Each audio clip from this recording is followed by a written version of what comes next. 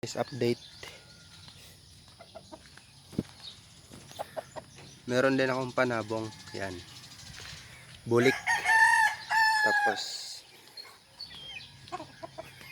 itong binabai natin. Yan. Tapos sweater. Then Peruvian. Halo. Kaya malalaki yung paa. Yan.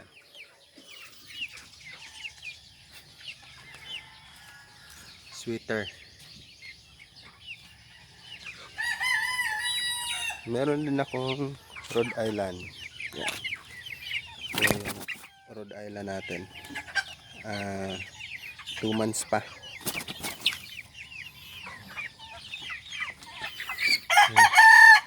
Isa dito malaki na. So, update ito. Black Astrolorp, Rhode Island.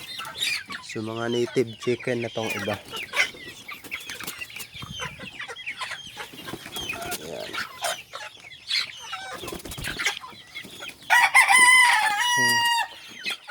So, yung last video natin.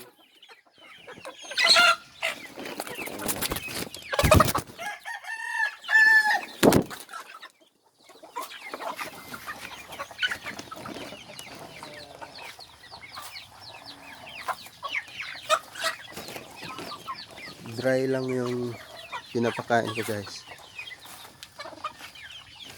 Mga feeds lang na mumurahin muna para makatipid tayo. Kasi sobrang mahal ng feeds. Pero soon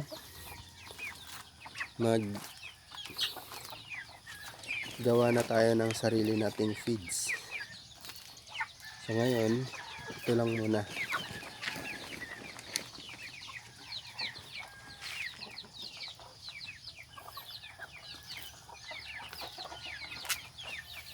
Mega mix.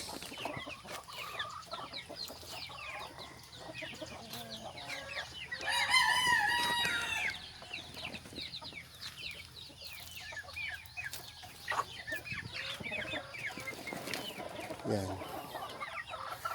Yung update natin sa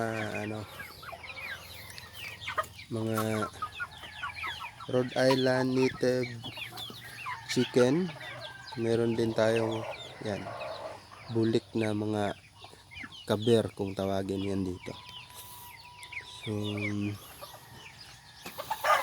ito huluhano, or may halo na rin dito na mga panabong na babae.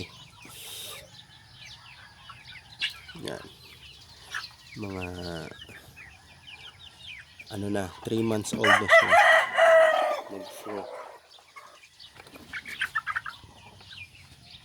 So aabot na sila ng almost 1 kilo.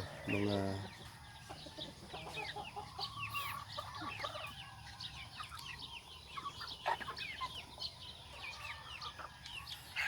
report.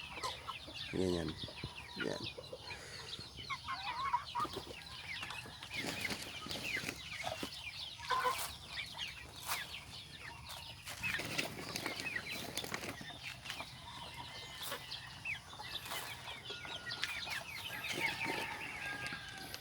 Sila yung mga heritage chicken, mga boss.